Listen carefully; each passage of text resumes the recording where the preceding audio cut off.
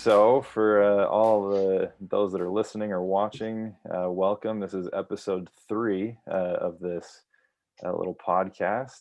Really excited to have you, Scott Mitchell, joining us. Scott, you want to just take a minute and introduce yourself and the work you're doing? Yeah, thanks for having me, Tim. I think this is what you're doing. I think is great. I think it's great for the kids or any of the parents that get to watch, maybe even some coaches out there. But I grew up, born in Texas, grew up in Indiana, so I was around sports family and all the different sports. And tennis is the sport that really kind of stuck with me. I played basketball for many, many years as well, but I'm not the tallest guy in the world. So tennis became the outlet for me. And high school tennis was super important where we were. I know in a lot of locations around the country, it's not, especially for the tournament players. They don't play high school. I was probably in that same boat. I didn't really need to play high school. Usually the competition for me, I ended up playing in college at Indiana. But I did it because I wanted to hang out with my brother was on the team at the time. He was a year older than I was. All my friends did it. And so I did it to get a lot of different social elements and hang out with people that I didn't get to do if I was just playing tournaments. And so I played all 4 years. I got to the single state finals and played singles the entire time. But in tournaments and so forth, a lot of it was because of my height. I played a lot of doubles, and that's where even in college or after college is where I kind of thrived, was in the doubles side. So I've played singles and doubles. I loved high school tennis. I recommend it to anybody, even if they're a tournament player and that's not really the thing they want to do, but that's where all your buddies are. Right. And so I did that and played in college, and then I graduated and moved and started teaching tennis. And then the last several years, I've been managing clubs. So some of the largest, most prestigious clubs in the U.S., and then started doing some operations of professional tennis tournaments. So now I'm doing a lot of this, the managing and outreach and all the stuff that comes along with the professional tournament side, which has been a passion of mine for about 12 years or more now, which is a lot of fun. So I've seen a lot. I've worked in public facilities, resorts, private facilities. But the stuff when I get asked to come, and I think I went to Indiana a couple of years ago and spoke at the high school coaches conference up there. And I absolutely enjoy still working with kids and the high school kids for sure. So I appreciate you asking me to be on. This is going to be fun. Yeah, no, I'm excited, and I'm just thrilled to have you here. Someone with your experience, as a player, as a coach, and then the work you're doing with clubs and tournaments all over the place. You bring a lot of experience and a lot of wisdom that I'm excited to learn from here, and bring to. Yeah, we're going to talk a lot about high school players here, and so I'm excited to bring this knowledge to high school players and high school coaches, and it's going to be really beneficial. I'm gonna jump a little out of order. I don't know if you're looking at the questions No, that I no, sent you, don't you but worry. I just wing it anyway, so don't worry. fantastic. Just what you were talking about with your playing experience, how you played primarily, or you played a lot of singles in high school, but then is you mentioned your height as a factor, but with doubles, it feels like at the high school level, the majority of players are aspiring to play singles. But there's, and formats vary from state to state, but there's only so many singles positions available. Right. Here in Utah, I only have 3 varsity singles positions available, and then 2 varsity doubles spots, which means four players. So to play varsity, typically you're going to be one of those Yep. top three players, and so the majority of high school players are going to play more doubles, which is interesting and mentally can cause some challenges, I think, for some players who had their sights set on singles and then fall quote unquote short of that goal. I love doubles myself, so I don't see anything wrong with the doubles game. Right. If you're playing doubles, like, good for you. Yeah. um, but I'd love to kind of get your thoughts on the two. Are there skill sets or playing styles or mentalities that might indicate a player might actually enjoy doubles more than singles? That's a great question. I think, I coached college for a few years, and we did a lot of recruiting. We were very successful in college. I think we won 4 straight national championships. And so when we go recruit, um, we're looking for doubles players for one. We're looking for singles as well, but we're also looking for people that are going to buy into our vision and the mission and the team concept that we want to have, right? So there's a lot that goes into it. And we spend and I still coach this way, but we spent a lot of time looking for players that could play doubles, right? So most of the kids, like you said, most of the kids are playing singles.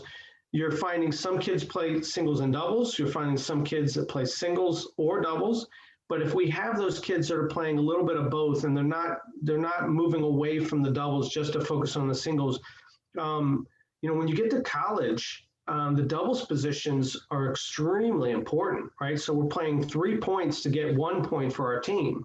So, we're actually recruiting players that are looking or that are really good at doubles. So the mindset of thinking, the only way I'm going to be able to be a good player or go to college or whatever is if I play singles. I think, yes, I think in a lot of cases you'll be a little bit more recognizable if you're playing singles, but there's a lot of teams out there that need really strong, good doubles players. And then you're looking at your makeup, right? So the average height, I think, on the men's tour right now is about 6'4", right? Maybe 6'5". Yeah. And the women, I think, around 6'1" now.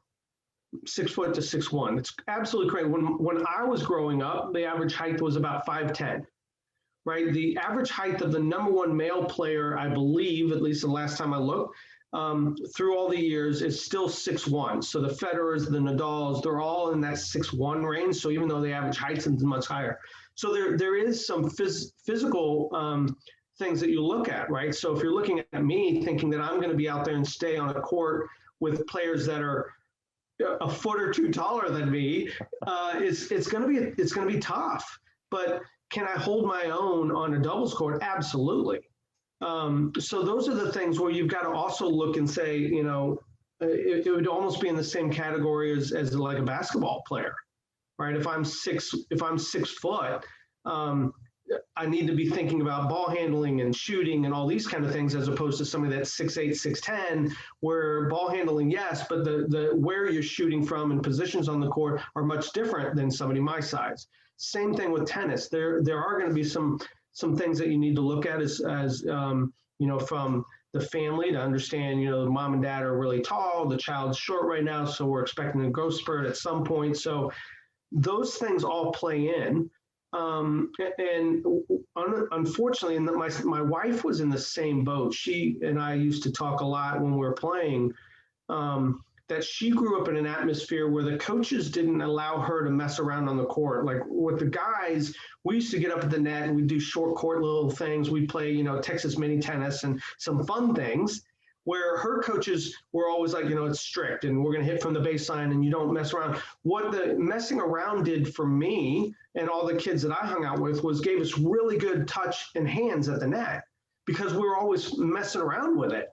Where my wife is awesome from the baseline. She won ACC doubles title, but when the women's tennis when she played wasn't primarily at the net. It was mainly from the baseline. And so when you're thinking that she won an ACC doubles title, you're thinking, well, she's all over the net, and that just wasn't the case. But it was because she wasn't that comfortable up there. So it's trying to put the kids, even in your practices or anybody that's coaching middle school or high school, put the kids in the environment to learn certain things on their own, and you'll start to see them weed themselves out. The kids that really enjoy this, or the kids that really enjoy playing from the baseline or singles. But our job necessarily, I guess this is a long way to say it, our job isn't necessarily to say, Tim, you're playing singles, or Scott, you're playing doubles. It's let's put them in the environment to see if they thrive in certain situations, and then we kind of guide them through that pathway, as opposed to just blocking them off and saying, you're going to do this and you're going to do that. If somebody came to me and said, hey, I want to play some doubles, and I'm primarily a singles player, or vice versa, I'd try to put them in that environment coach them through it and see, where we can improve and where we can't.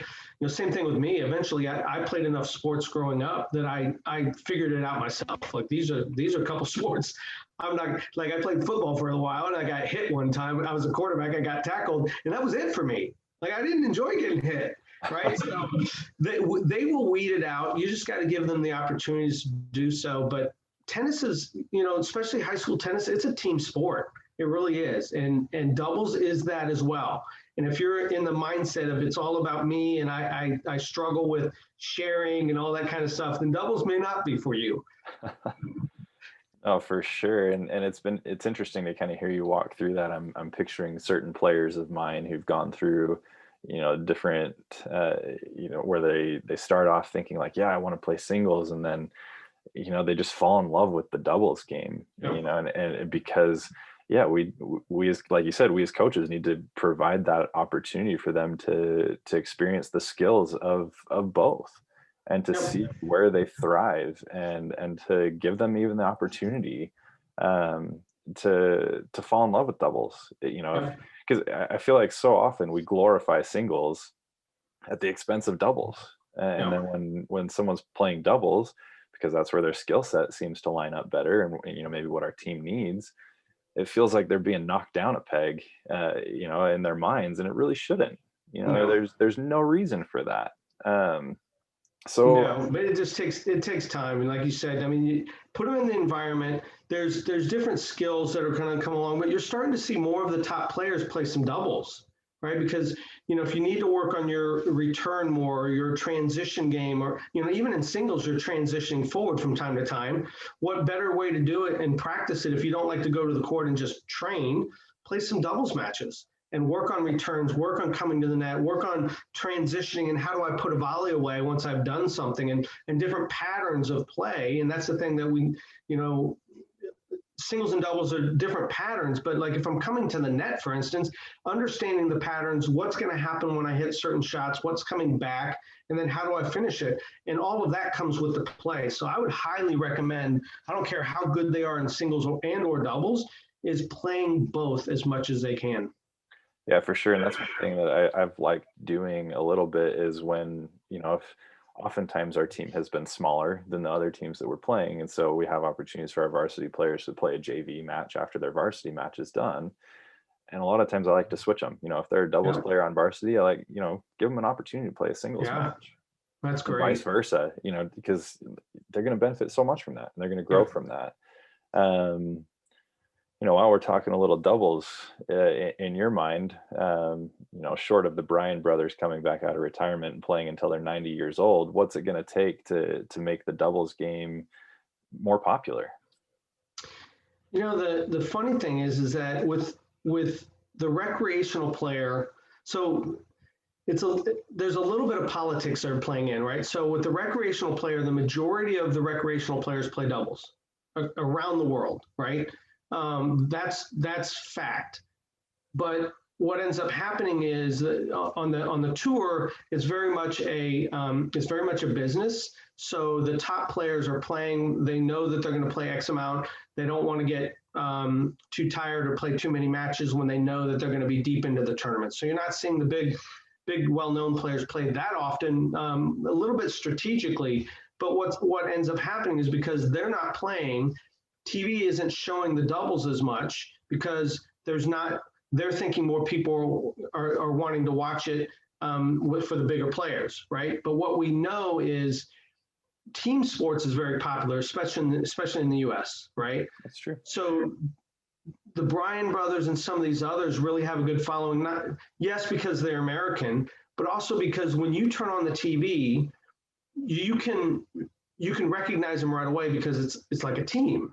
Right, it's the Bryan brothers, where the other teams, the other 31 teams in the draw or whatever, or 15 if it's a 16 draw, the other teams in the draw are playing with somebody new almost every week, right? So you can't get this name recognition to where it balloons, right? So people aren't turning on the TV because they turn it on right now because the Bryan brothers are in.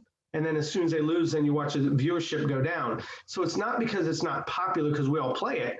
It's because it's hard to recognize the teams.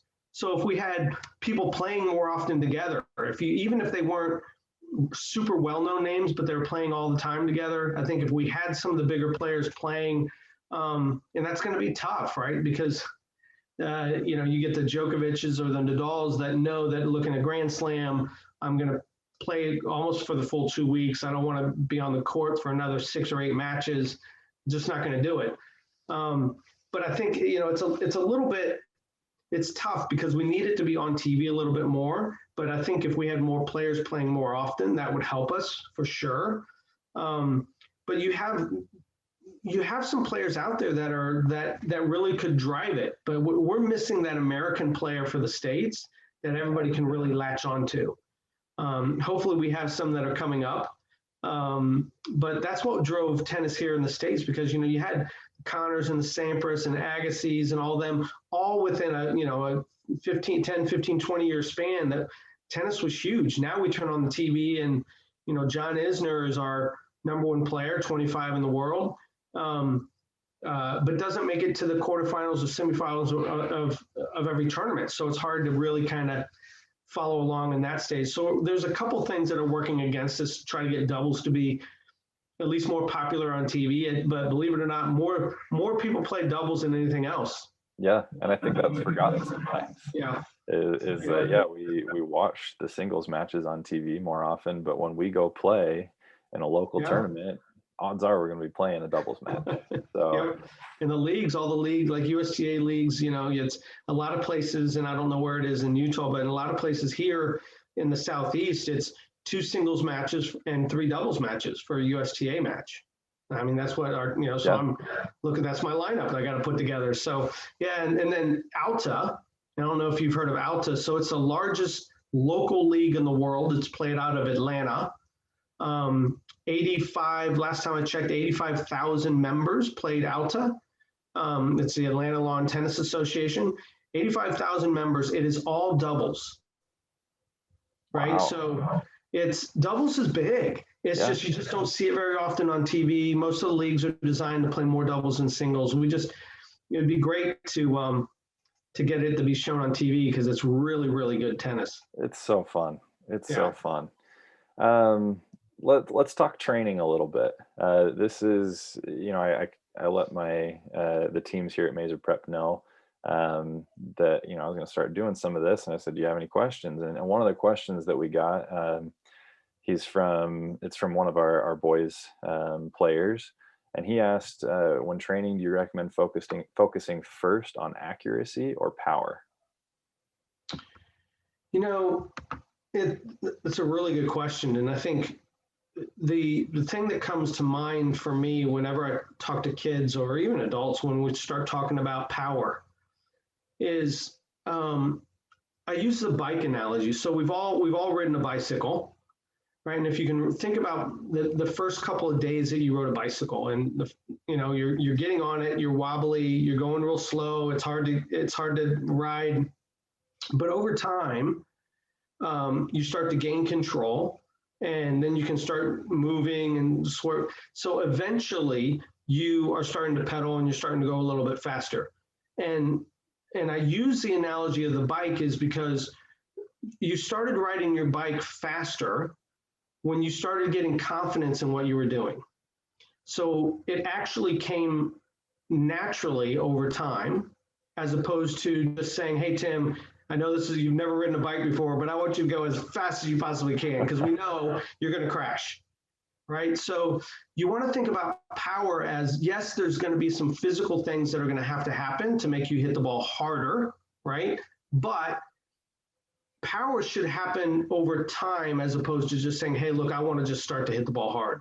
So another quick analogy is, I don't know if you play golf. I don't play very well, but I play. I play poorly, but yeah. Do you? Okay, good. So we probably would have fun together. So when I went and played golf one time with a really good golfer, we were chipping up to the green, and he hit it past the hole, and it spun and rolled back. And I was like, that's awesome. Can you teach me how to do that? He goes, Scott, how often do you hit the ball past the hole? And I'm like, not very often. He goes, then why would you want to spin it backwards? I'm like, oh, good point. Good point. So the point being is, look, if I can't get the ball in the court, why would I want to hit it harder? Right? So the first thing has to be accuracy.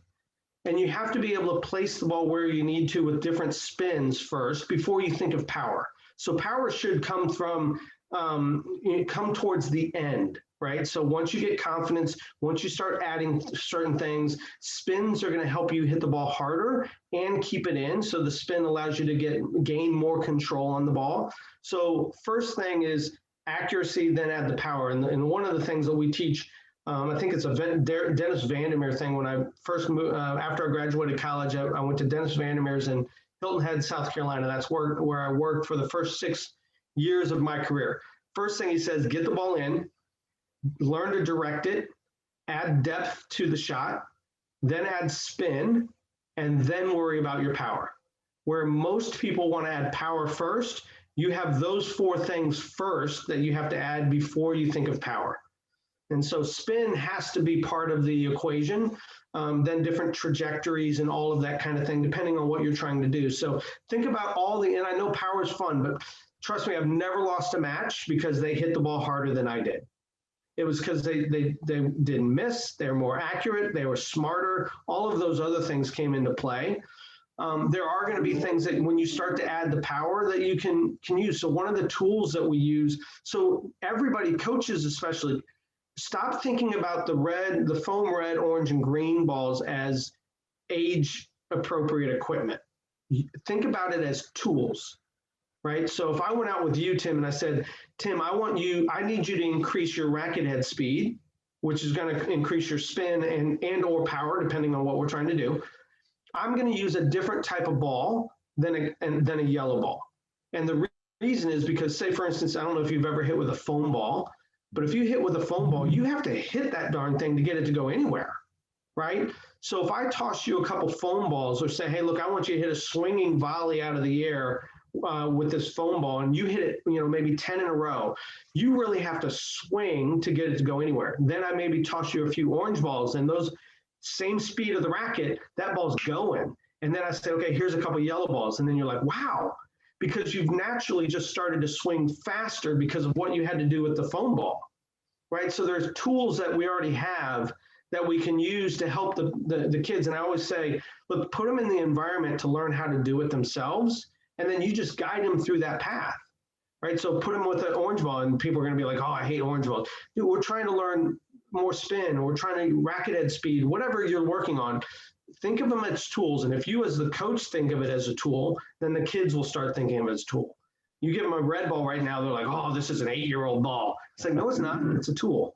And that's what we're going to use. So there's a lot of things with the equipment that we can use, obviously getting the kids in, working on leg strength, all of the energy, all the power really comes from the base or from the ground up, rather than how fast you swing your arm. It's all how much your body is reacting to the swing that's going to give you the power. So getting out there, I provide a curriculum for an academy in India called Corvus American Academy, and we're just now getting our coaches out there in India from the pandemic. They've been shut down, but we're trying to get all the equipment there, and it's the same thing as getting them to understand that right now, when you start to introduce equipment, is making sure that the students are understanding these are tools.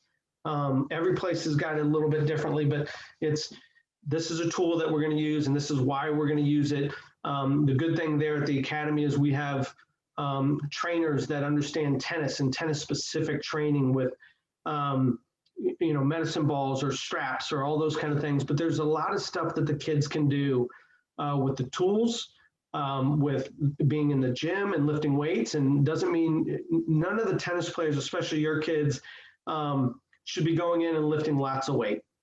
It is repetition. It's a little bit of weight. You're trying to build a little bit of strength, but you don't need to be big and bulky. That's not what's going to help you, right? You need to be strong in certain areas, but if they're going to hit the gym, make sure they get with somebody who really understands. And at the academy, the reason I brought it up is we've got a really good group that understands all the different sports that we run there. But if we send them over to the gym for tennis-specific drills, they know what the kids should be doing.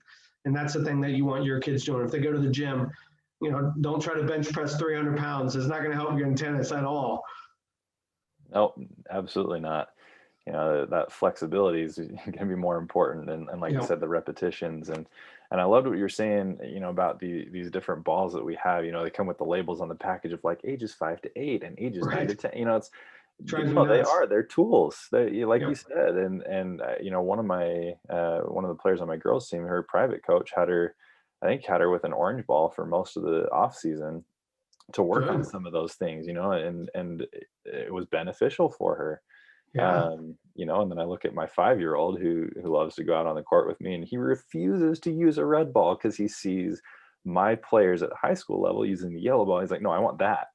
I'm Yeah. like, hang on, buddy. Like, we got to learn some things. Like, we'll use those sometimes too, but we got to learn some things with these red balls and, you know, develop that skills. And yes, he's quote unquote age appropriate for those, but really it's a skill development thing, like you were saying, Absolutely. and it's step by step. And I love that you broke it down into more than just accuracy than power. There's a few steps there. You know, Yeah. there's um like you said, direction, depth, spin, you know, like a lot of things go into that while you're building up to really ripping the ball. Yeah. You know, what we see on TV is a product of a lot of work, Yeah. and those previous steps getting to that point where that way they can really rip the ball. So I appreciate that insight there. Yeah. Absolutely. Um, you've been around a lot of players, a lot of levels, including professionals at tournaments. So from your experience, you know, as a player, as a coach, and then as an observer at these tournaments, what's different, you know, mentally, physically, you know, about approaching tournament play rather than just your, you know, typical high school dual match? You know, what's different about tournament play? I don't think, in a basic broad stroke, there isn't anything that's different, right? Your goal is to go out there and perform well, play your match. There's a lot of different elements that make it differently, right? So like in a tournament, there's long delays and when you go on the court to warm up and when your match court is ready and checking in at the tournaments and all, tournament desk and all of that stuff makes it a little bit different, and you're staying in hotels and all, there's a lot of extras, but when you're just boiling it down to the match itself, there's not much different. We all want to perform. We all want to win. What I always do, no matter who I was working with, if it was juniors for a tournament or college teams or whoever, I always have them focus on three things. And this helps you when your matches, but it also will help you when you think about your practices, right? So there's three things that you should always focus in on. If you're playing doubles or singles, it doesn't matter, right? So the first thing is you want to think about your serve. What do you need to be doing with your serve that allows you or gives you the best chance to win points every single time, right? So is it trying to go for an ace? Is it trying to serve into the backhand? Is it out wide? All of those things, you need to go to the court with this thought process of what do I want to do when I go out there? The second thing is on the return, right? If you're playing doubles, we know that they come in, so they serve and volley. So I want to keep my ball low cross court. I want to chip it or I want to drive it, whatever you want to do. There's no right or wrong. It's what you need to do that matches up against them that gives you the best chance to win that point, right? So first two around the serve and the return always. And the third thing is what we call the intangible. And the intangible can be anything, right? So maybe let's talk doubles. You and I are playing doubles. We know that over our I don't want to say career because we've only maybe played 3 matches, but over our time playing together, we know that we play the best when you and I are at the net together. We'll just use that as an example. So our intangible is that you and I have to focus on trying to get to the net together, under control, all that good stuff, but trying to play at the net more often than not.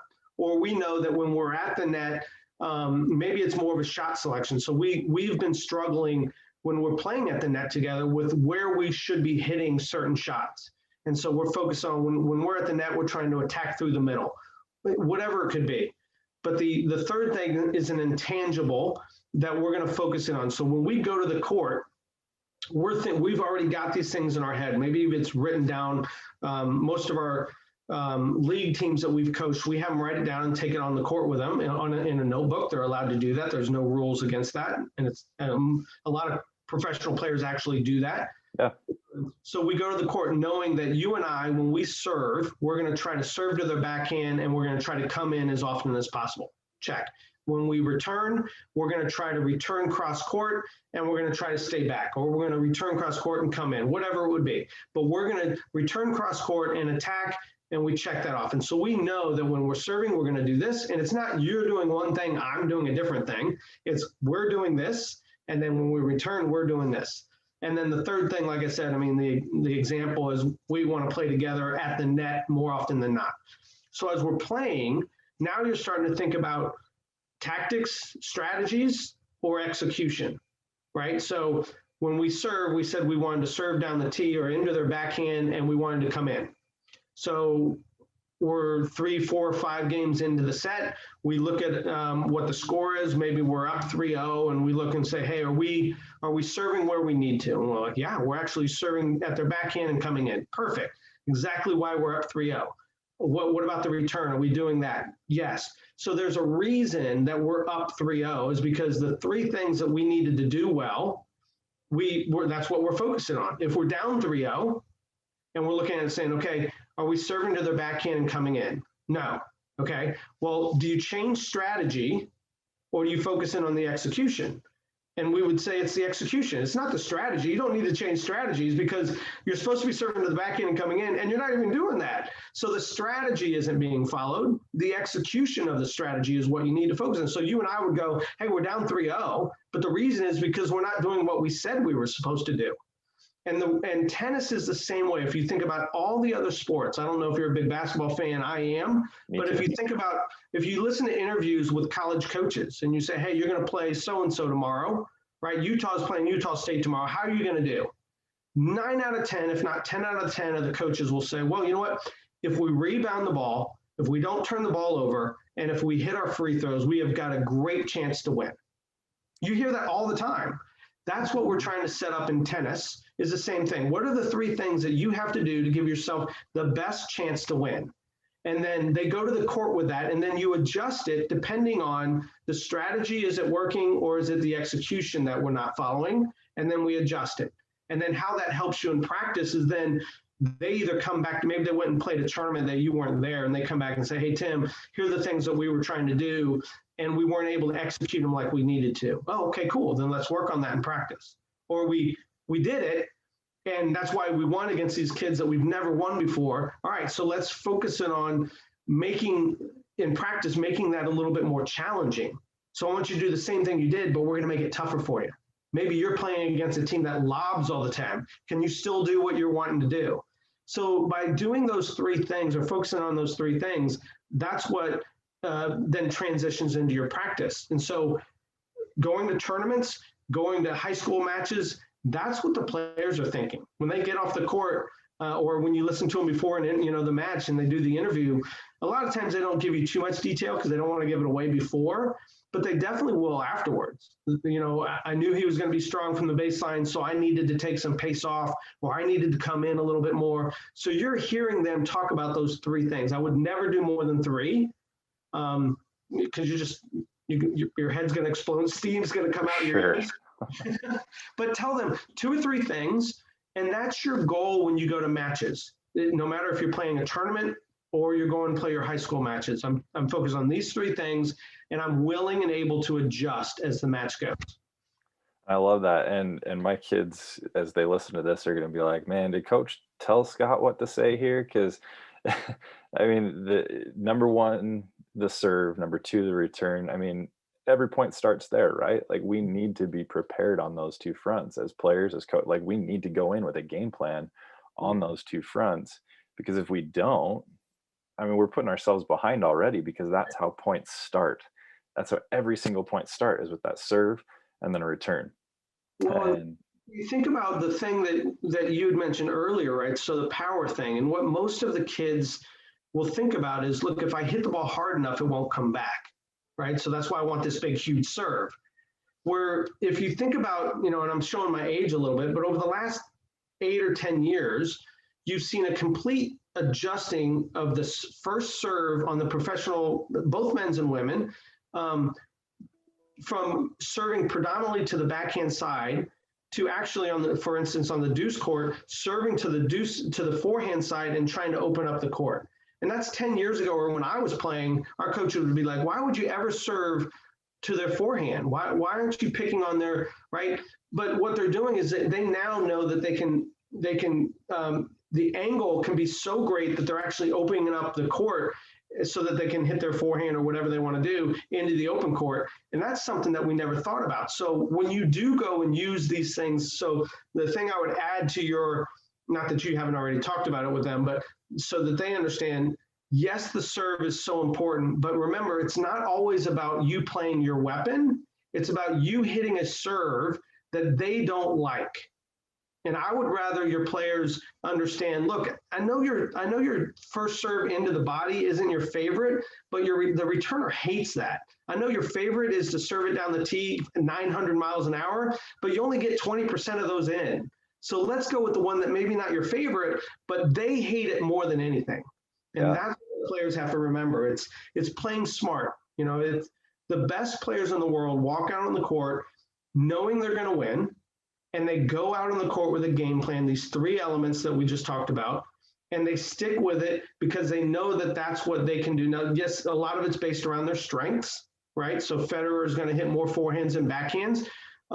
But he also realized, so I'm a huge Federer fan, that he had to improve his backhand down the line to ever have a chance against Nadal. Yeah. And that's what he spent time doing, right? So even though that's not his favorite shot, is to hit the backhand down the line, he's had to use it. And it's really turned his career around the last couple of years again, got back on track. And that's what your players have to go to the court trying to be the smartest player, not the flashiest, not the hardest hitting player, but the smartest player. They're the ones that win most often. Yeah, it's not always about the, like you said, the 900-mile-an-hour serve down the tee. Sometimes it's that body serve and then the serve plus one. You know, you're setting up your next weapon rather than trying to go for the ace. So I love that. I could listen to you all day. There was a second there I was like, man, I got to start taking notes. And I was like, wait, I'm recording this. I go back. But I do have, if you got time for it, I got one more question for you. You've obviously carved out a great career in tennis. You're a coach, you have a company, you've worked with tournaments, facilities. I'd love to hear, I know some of my players have talked about just wanting to continue in tennis. I know I want to continue in tennis as my career. Love to hear your insights into career opportunities in the tennis industry. Yeah, I mean, it's the tennis industry is I mean, I guess I'm biased, but it's the best industry there is, right?